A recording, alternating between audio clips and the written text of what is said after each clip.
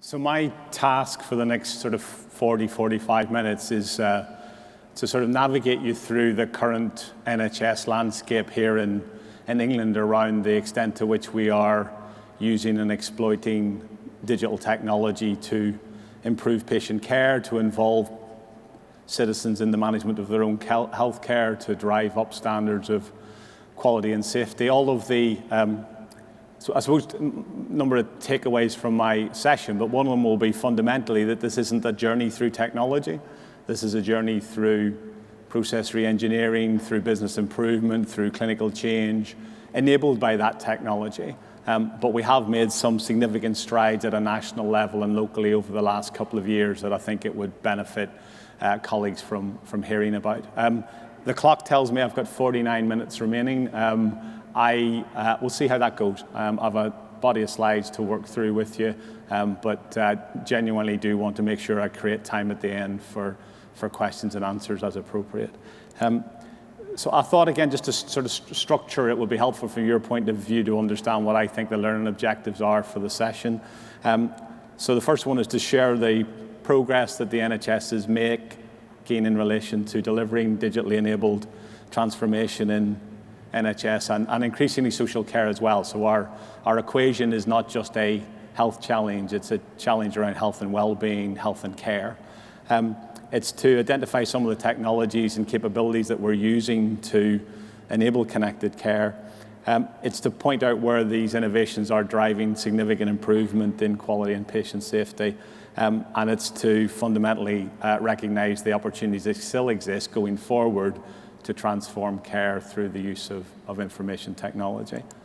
The context, and I know Simon Stevens, my chief executive, was on the stage before the break, but I mean the context for this is not unique to the National Health Service. It's the challenges for the developed world, the demand on NHS services as a consequence of an aging society, the rise of long-term conditions, and an increasing expectation from our public and users, informed and influenced by their experiences of consumers of a whole host of things in their lives, that the service that they receive from the National Health Service will be more responsive, more inclusive, more participative. And if the channel that they initially contact or move to access care seems confusing or incomplete, or they feel as if they're stumbling through that one, they have the option and will increasingly elect to move channels and try and access services in the manner that they see fit. In terms of the supply side of this equation, we recognize there are increasing costs of providing care. Although the NHS year on year does have productivity gains and has set itself for the future significant challenges around increased productivity, without the use of information technology, my argument would be that we won't loose up productivity gains of the scale and magnitude that we require. And that the overall context going forward, whether we move into an austerity, a post-austerity, whatever environment we move into in the next 5 to 10 years, public resources, public funding is going to be constrained. And we therefore need to make sure that we get the absolute best value for that, the highest quality, the greatest levels of safety. And again, my thesis, I think, is that technology can play a part in realizing all of those ambitions.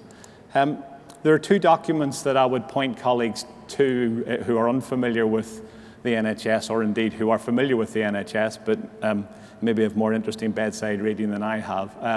The 5-year forward view, I'm sure Simon Stevens touched on. It's a document launched last autumn, which ostensibly, the clue's in the title, but sets out on the behalf of the leadership across the NHS and social care, the ambition for the services going forward in terms of guaranteeing productivity, safety, quality, etc. And then close on its heels, there was a document published called Personalised Health and Care 2020. It was published under the auspices of a thing called the National Information Board. Our system has got a variety of levels of devolution in it and a variety of organisations who play different roles. So NHS England is the commissioning organisation, Monitor, the Trust Development Authority, play a different role vis-a-vis provider organisations.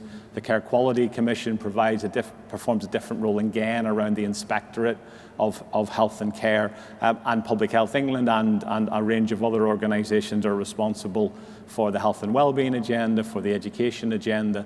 And fundamentally, if you imagine a scenario where we were designing a railway and we all ended up with different gauges, it wouldn't be a particularly joined up or connected railway system. So what the National Information Board endeavours to do is to say, in the individual ambitions and investment plans of each of these organisations, is there a coherent thread, is there a strategic wrapper whereby there is a common ambition where the investment of not just resources but time, energy, focus of all of these organisations can be coordinated around a number of core ambitions that information technology can facilitate. And the Personalised Health and Care 2020 document outlines what those ambitions are and carries the signatories of the senior leaders of all of those organisations to that common endeavour. Some of that is structural stuff, some of that is about the infrastructure to support information technology. Much more of it is about the ambition to ensure that citizens are more actively involved and driving their own healthcare enabled by technology, that we move in shorthand to a system which is paperless as quickly as possible because of all the risks attendant on trying to manage and coordinate care on paper, that we understand and embrace the opportunities that may exist in terms of the apps and the explosion of apps in terms of delivering care, or what we again have called technology-enabled care or telehealth. So the ambition in the document is broad. I think the important thing is twofold. One, it represents the expressed will of all of the major organisations that are influential in this context. And secondly, it has begun now to inform some more detailed roadmaps that will be published over the course of this year and into next that say, okay, that's a good set of avowed aspirations, but how are we materially going to turn those aspirations into deliverables?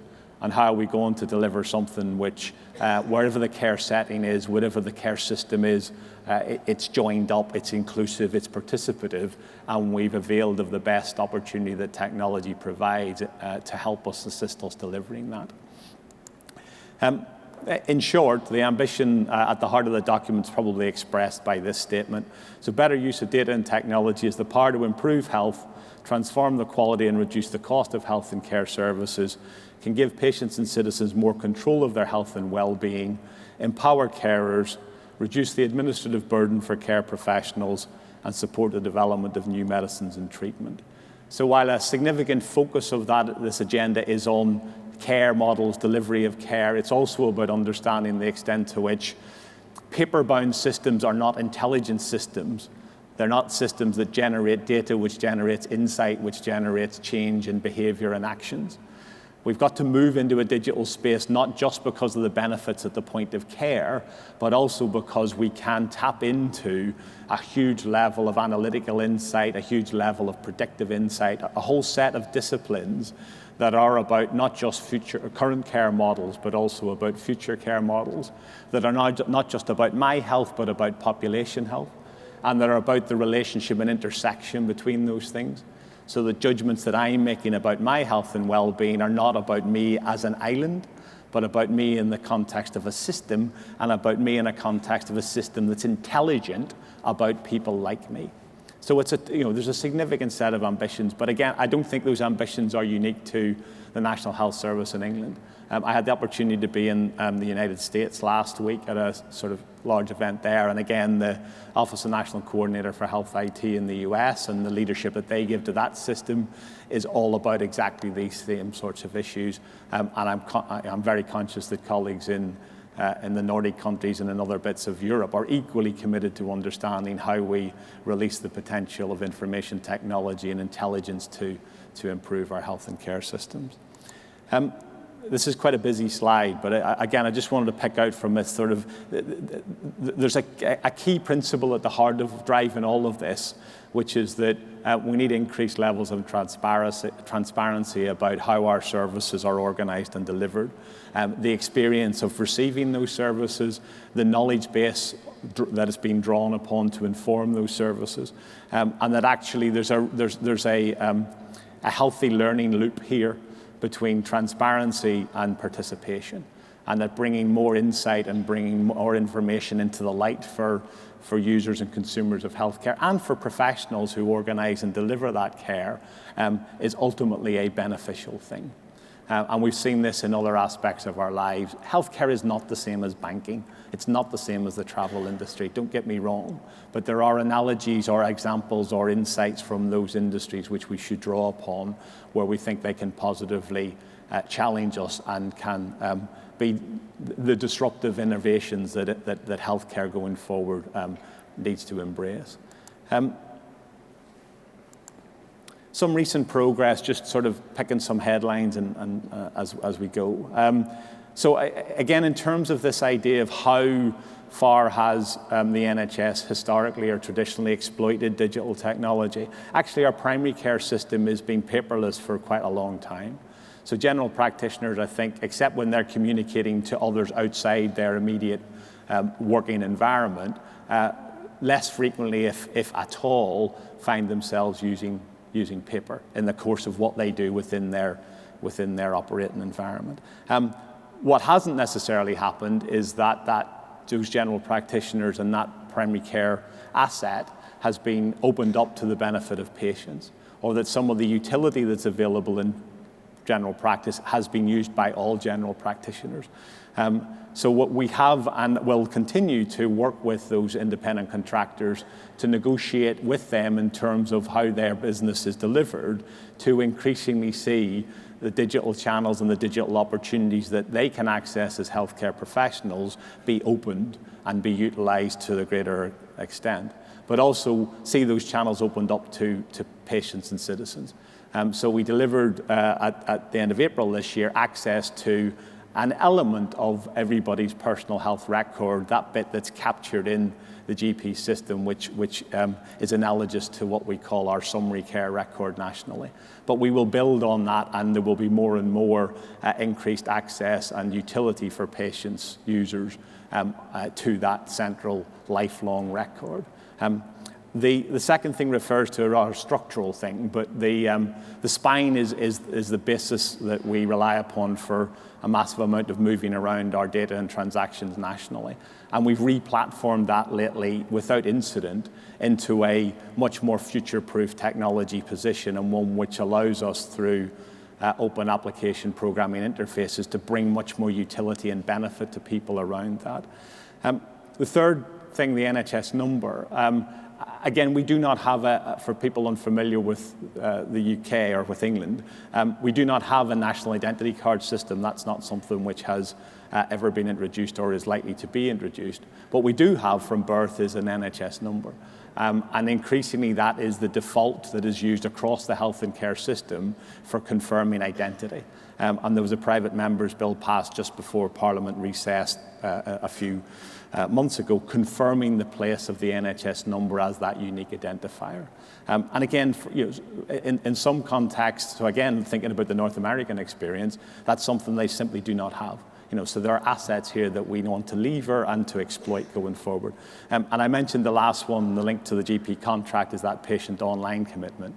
But that also augurs a future where increasingly not just access to your record, but some issues which I'll pick up later on around the transactional agenda. How do I fulfill my prescriptions electronically? How do I book an appointment with my general practitioner electronically? So there's a lot of the transaction agenda, the way in which we allow people to access services and to access aspects of their care, which are increasingly being made more accessible, more, I suppose, user-friendly, really, on the basis of digital technology.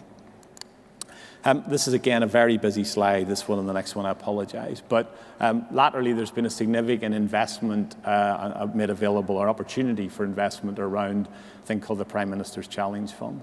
And highlighted in this slide, again, are just the extent to which we see a whole set of opportunities going forward in the general practice and primary care space for people to relate to their record, to relate to their clinicians, to relate to their community in a very different way as a consequence of information technology.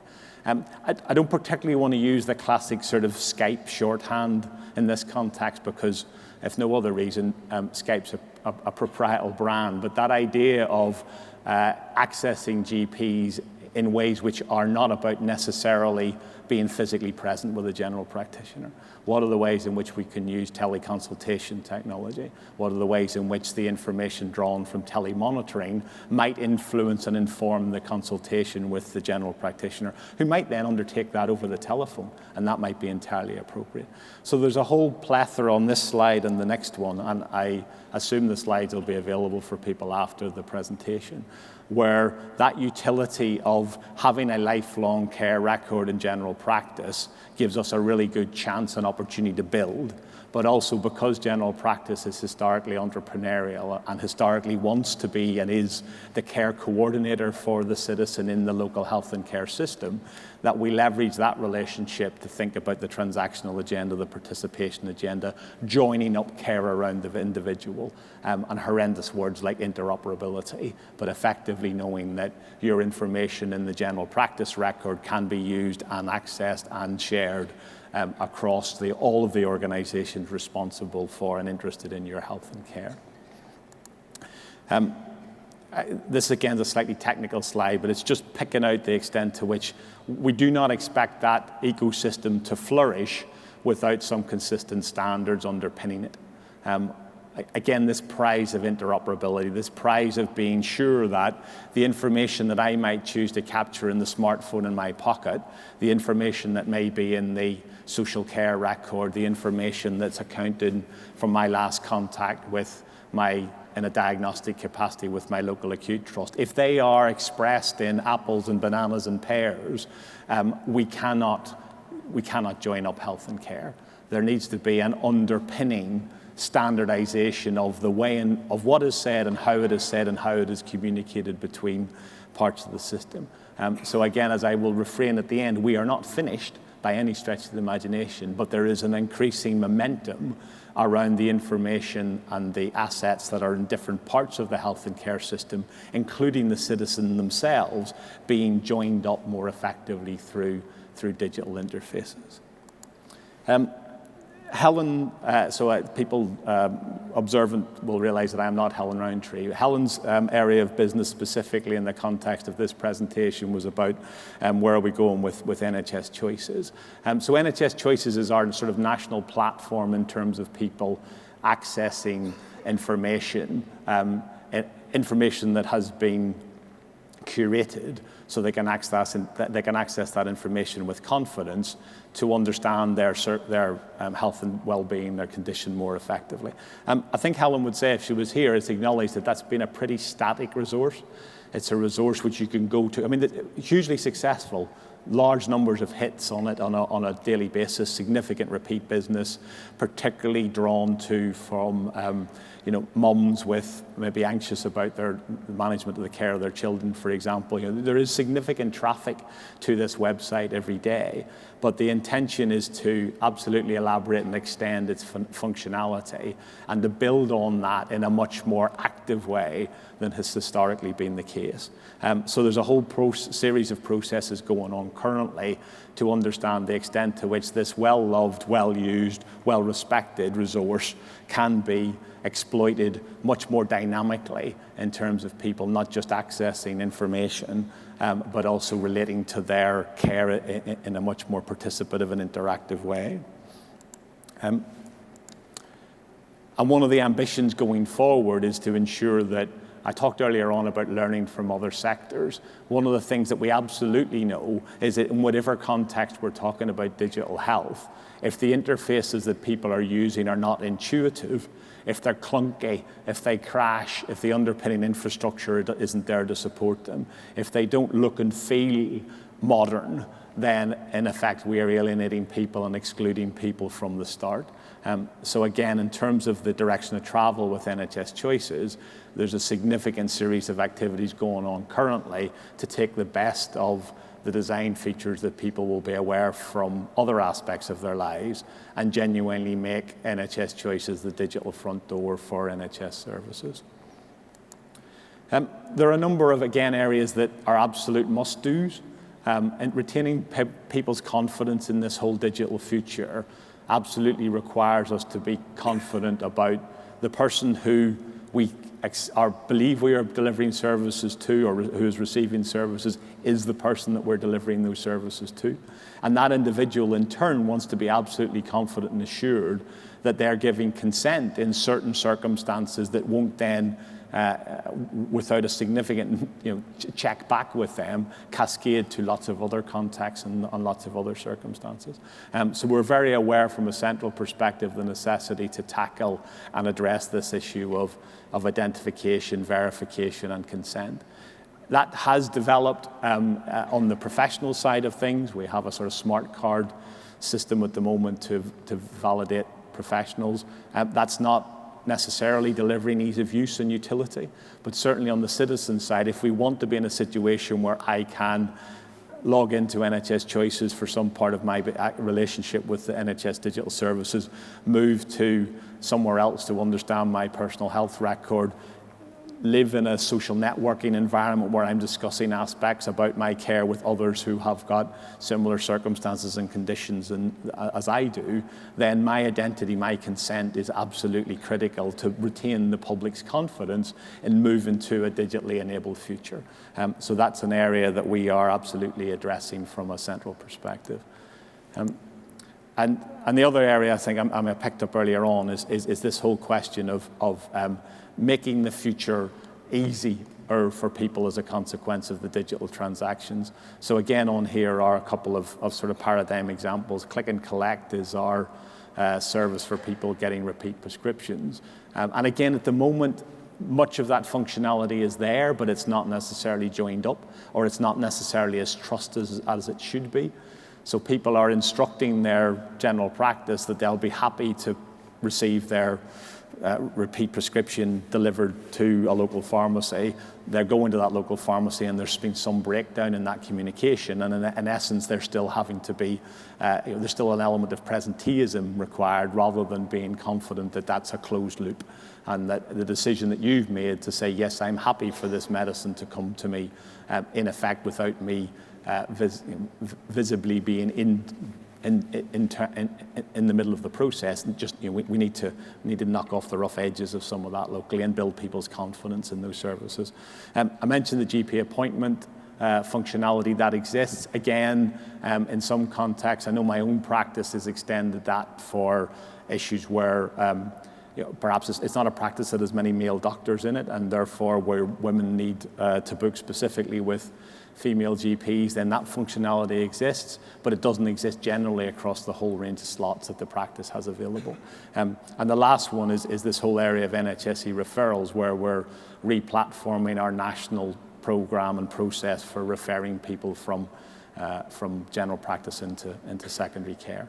And that's the thing that allows people to elect to see a clinician in Newcastle or Newquay. And again, that is being platformed differently with much more accessibility going forward. And again, technically, many more in points and out points, so much more functionality in that system. I just wanted to jump through a couple more sort of colourful slides and some of the stuff that's sort of closer to my day-to-day job. This is just to press our commitment effectively to take paper out of point of care delivery across the health and care system, and the fact that we have a job still to do to bring our hospitals' community mental health services into a place which is paperless. Lots of our hospitals still have 200 plus individual systems meeting individual requirements in different parts of those hospitals. Increasingly, there are software vendors making it easier to integrate across those applications. But equally, next generation applications are really quite exciting, and they allow some of the intelligence that is derivable from population health management to pop straight into the clinical workflow of the clinicians. So we need to keep the momentum going to get paper out of the vast majority of transactions and interactions that we have in health and care. And paper really only to be there where the decisions made by the individual citizen, that's the way that they want to continue to communicate and relate to the agenda. Drilling down just for a moment in terms of one of the applications in the acute setting in particular, and one that I thought was absolutely opposite for a congress about patient safety. We have invested over the last couple of years significantly in trying to step up the adoption of closed-loop medicines administration in the acute setting and the community setting to a degree. And these are the number of points of failure in the context of identifying a drug, confirming a drug, prescribing a drug, administering a drug, providing the drug to the bedside, identifying and confirming the identity of the individual receiving that drug are manifest. There has been for 20 years literature, a US report called A Spoonful of Sugar 15, 20 years ago about the criticality of embracing information technology in terms of ensuring that we make the right decisions around prescribing in all care settings, actually. And we have seen a step increase in the last couple of years in awareness and investment in this in the NHS, and I think that can only be a good thing. Personal health records, again, our journey going forward is to ensure that this isn't just a dialogue that's about professionals to professionals. Again, one of the sort of shorthand adages in the last couple of years is nothing about me without me. And it seems to me it's absolutely critical that we step through to give people control of the information that relates to them in their health records and eventually enable them not only to take that information where they see fit, but also to annotate that information and to positively add to that information going forward. It's a program of work that we've begun. Clearly, there are other jurisdictions and other places in the world that have moved further faster in this, but it's on the digital roadmap as far as the NHS is concerned. I mentioned earlier on apps and again, the sort of profusion of support that's out there for people to actively engage in and participate in their own healthcare. We have sort of standout examples in this context in this country at the moment. Big White Wall or provide functionality for people reaching out who've got sort of mental health and depression. Renal Patient View is an initiative basically spawned by clinicians and patients who have chronic kidney disease or have had or are waiting for a renal transplant. So we have snapshots and insights around co-creating health, around sharing all of this information and making sure that the healthcare professionals and the citizen patient are partners in their healthcare going forward. I think our challenge going forward is to scale this, to validate and accredit where that's the appropriate way to give people confidence in some of these applications, but to see the future, not one which is about just drawing on increased insight around biomedical data, but also increased insight around behavior, around feelings of loneliness or isolation, a whole other rich substantive, subjective and normative analysis, as well as the empirical analysis that draws better, higher quality biomedical data into the relationship between clinician and citizen. I'll tiptoe through telehealth. Again, it's a all-embracing term to some extent, but I thought this piece of work that John Cruikshank did a number of years ago sort of summated the fact that what we're talking about is not a simple or single technology here, and more importantly, what it's emphasizing is the requirement to combined process, organisation and responsibility change. It's not about throwing the gadget into an existing system and hoping that gadget will swim rather than sink in the context of that care model. It is about understanding how can that care model be revitalised, be renovated, be overhauled, be transformed as a consequence of introducing this specific information technology, or not. So let's not overextend these applications either. I'm not a zealot. I'm not here standing on this platform saying that every application of technology in every context is transformative. We need to build people's confidence. We need to build people's assurance that these are not models of care to routinely substitute for hands-on care delivery.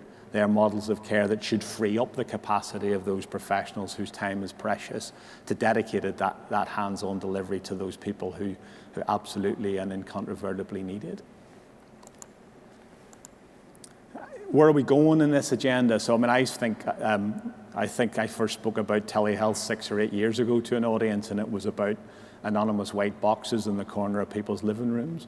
The chap on the picture on the left-hand side, just before Christmas, I was flicking through the Saturday newspapers in this country, and there was a portrait of this chap who's called Chris, K-R-I-S. He's got his, I think the kids call them bins, I would have called them headphones on around his neck. He's incontrovertibly cool. He's a DJ. And I sort of read about 7 paragraphs of this trying to understand quite what it was trying to convey to me. And it was only when I got to the last 2 paragraphs that I realized that it was an advertising campaign for John Lewis, one of our major retailers, who clearly had felt the Christmas before that they sold everybody as many iPads as they could shift. And that the agenda for the Christmas just past was to move on to wearable devices, to technologies that are about step counts, about biometric reading, about a whole host of things. Chris had problems. The secret was Chris had problems sleep because of his DJing. He couldn't sleep through the day, so that was the thread. But yeah, I was absolutely overwhelmed by the fact that a major high street retailer in this country thought that part of its play for Christmas, part of its consumerist play, was around wearables and around these sorts of technologies. The Apple Health Kit, as they usually say at this point, other fruit-based applications are available, but Health Kit is absolutely transforming some of the models of care that the Veterans Administration in the US, that some of the big US providers, the Intermountains, the Geisingers, and some of the US suppliers are developing, because the mobile phone is ubiquitous, because it's in your pocket all of the time, and because apparently many of us check it up to 150 times a day. So just think about the health messages that you could communicate to people at that level of frequency and consistency. I'll forget about that one for now. The other part of this agenda, as I mentioned at the outset, this is the human genome, was this whole question of intelligent systems going forward and unleashing information that's currently trapped. And a lot of that's trapped in paper, but a lot of that, you could argue, is still sort of trapped within ourselves. But if Moore's law is applied to information technology over the last couple of years, certainly an equivalent of it's applying to genomic sequencing and to the price points for genomic sequencing. All I would say is that that's another version of actionable data. That's potentially another set of insights that we have to prepare our health and care system to be able to understand, to be able to integrate, and to be able to inform the decisions that we make as a consequence of it. I think I've probably 3 or 4 more slides. How do we organize ourselves and sort of get these conversations happening bottom up and locally? That National Information Board document highlighted that at the end of June this year, we will invite local health and care economies to begin to develop and describe their local digital roadmaps to this paperless 2020 ambition.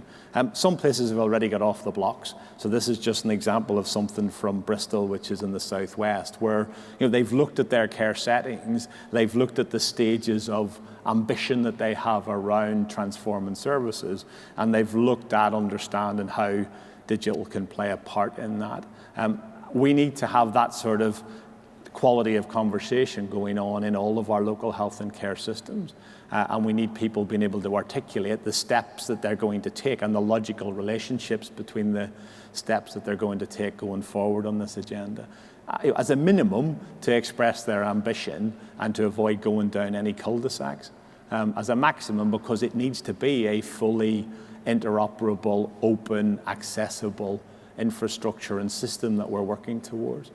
We can't contract in silos anymore. We can't contract for solutions that suit one care setting but don't allow that information to be routinely moved to other care settings, because we're not building services and service models around structures, buildings, existing organizations anymore. We're increasingly building them around the citizen. The other piece of work that we're doing at the moment nationally is trying to express for people progressively what we've called digital maturity. So what's your current, any system needs to understand where it's starting from. What's your current baseline? And the reality is that across the NHS and social care, that will vary hugely, because we had a program of investment a decade or more ago now called the National Programme for IT. And some organizations benefited from that. Many organizations didn't. Some thought they would benefit from it and don't feel that they did. And therefore, the model going forward is for people to make more decisions about what they want to invest in and how they want to invest in these sorts of capabilities locally. But we still need to help people understand where they're starting from. And we still need to help people understanding progressively what good, better, and best looks like in this context.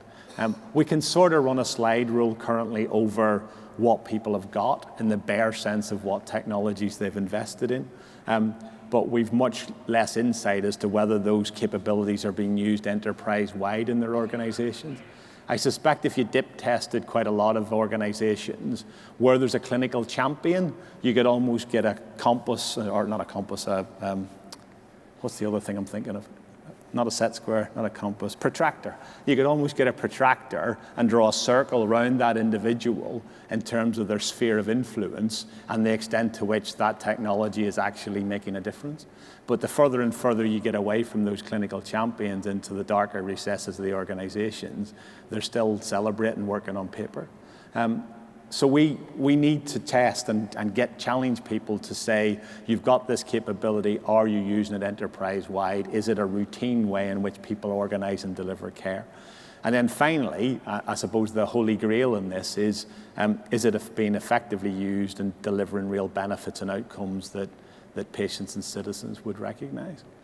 So that's the process that we're embarking on currently, describing both what it is to be a digitally mature care setting, so an acute trust or a mental health provider or a primary care provider, but also really importantly, what is it to be a digitally mature health and care system? So that stick of rock going through this around interoperability or information sharing is to say really what we want to know is that this place, whether this place is this bit of London or that bit of Leeds or that bit of Newcastle, does this place easily and effectively move information around between its citizens and its professionals? Does it integrate its workflows? Does it effectively utilize all of the capability that it's its fingertips? These are probably busy slides. I said at the outset that the National Information Board document had some specific timescales and ambitions laid out in it. Again, colleagues can pick through this either by looking at the document itself or indeed looking at these slides in detail. But there are milestones. It's not just an open and aspirational document. And importantly, the expectation is that how you do business or in the NHS and social care, certainly by 2020, will have revolutionized to mean that if you don't do business increasingly on a digital basis, arguably you will not get registered to do business at all. I think that's probably a significant challenge. I think we've got an awful lot of work to do between here and there to build people's capacity and capability. I'm very much of the carrot, not the stick mentality. I think people need to know what good looks like and get an opportunity to take on cycles again in an IHI environment. This is a continuous improvement agenda.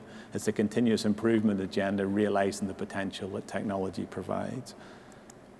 I'll leave that one. I think I have 2 slides left. What are the benefits? Again, I'm probably absolutely preaching to the converted here. I hope it's self-evident that, in circumstances where a clinician has not got access to the most recent information about you and you undergo another barrage of tests, that's not just inefficient, as a GP who I was talking to this morning said, that's stabbing people with consent. Effectively, we have too many incidents and circumstances where there is rich information which is not readily available at the point of care.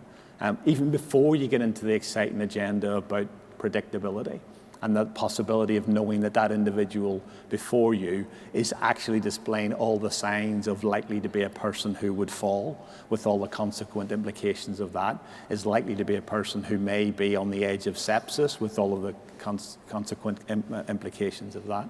There are a whole set of situations and circumstances where if all we're tackling is the number of tests that are done again when they don't need to, if all we're tackling is the number of situations where clinicians make, from their perspective, riskier decisions than they want to because the nuggets of insight are buried in this bevy of papers that they're trying to wade through, then absolutely, in terms of clinical diagnosis and care, the case is made. In terms of patient and staff experience, whether we look at the patient experience side and talk incontrovertibly about the benefits of being a partner in my healthcare, in fact, of being the expert in my healthcare, if I'm the person with a long-term condition who lives with that and manages that 365 days a year, or on the professional side, genuinely people wanting to see how much time can they release to care rather than time that's consumed chasing down notes or double entry information into a record when it was already there digitally, but it just can't seamlessly move from one care setting to another. The safety case I've elaborated in terms of the e-prescribing case, but again, there are many, many cases where that predictive role in the future, I think, will mean that we are not over-medicalizing people. There are more chances of intervening ahead of crises, et cetera, et cetera. And overall, for a health and care system which is publicly funded, we do need to drive efficiencies where efficiencies are available. Again, it's quite intriguing if you spend a week in the US, an admittedly over-bloated health and care system with 22% of its GDP directed towards healthcare, but fundamentally committed to trying to find efficiencies through investment in that information technology. We don't have that, whether it's a luxury in terms of the scale of that investment or not. We don't have that in Europe. We do not have that in England. We need to be smart about the lessons we can learn from other countries and employ and deploy them as quickly and as effectively as possible. Last slide, 8 minutes on the clock. Take a sip of water. Even at the back of the room, the observant amongst you will notice that this isn't an electronic health record. It's not either a tribute to Marcel Duchamp. It's a paper towel dispenser. I'm absolutely committed to this agenda for the NHS. I absolutely think it is and will be and has to be transformative. I think it's disruptive. I think we need to make sensible and intelligent choices about the technologies we invest in. But I also think it's fundamentally a culture change conversation, and why, again, a forum like this is absolutely the right one to have this conversation in, because this is about continuous improvement. This is about releasing the potential that healthcare professionals and citizens have to improve their own care, to work in combination with one another.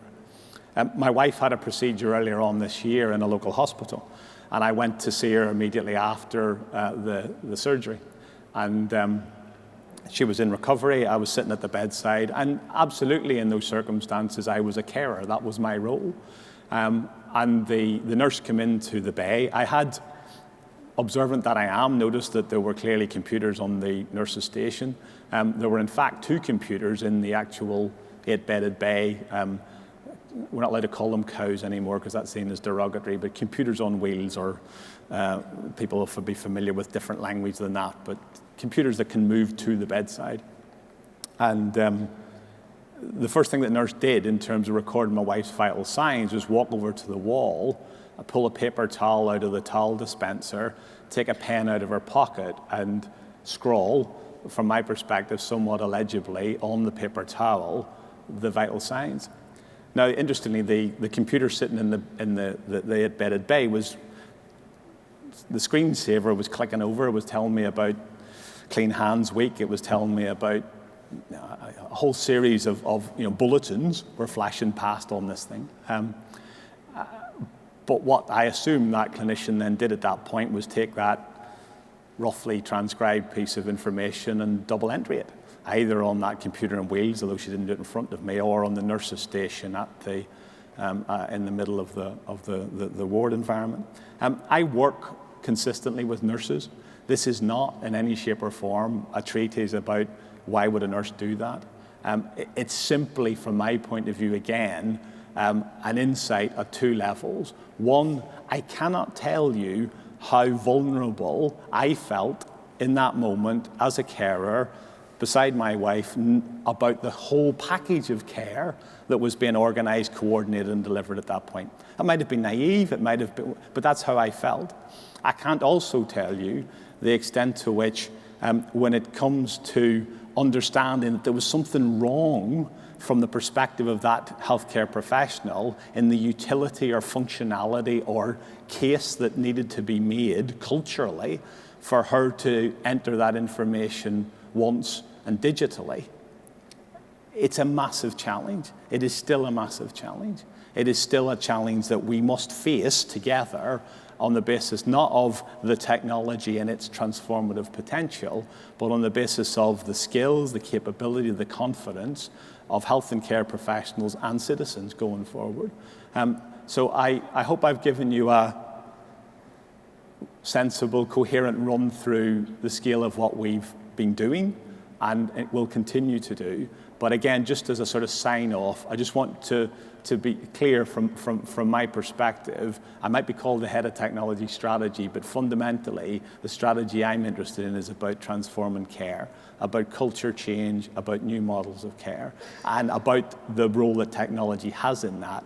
But if we don't tackle in the round what else is producing resistance to these things, I could be back in this platform in 5 years' time talking about the fact we've realized a mere fraction of these ambitions. Thanks very much.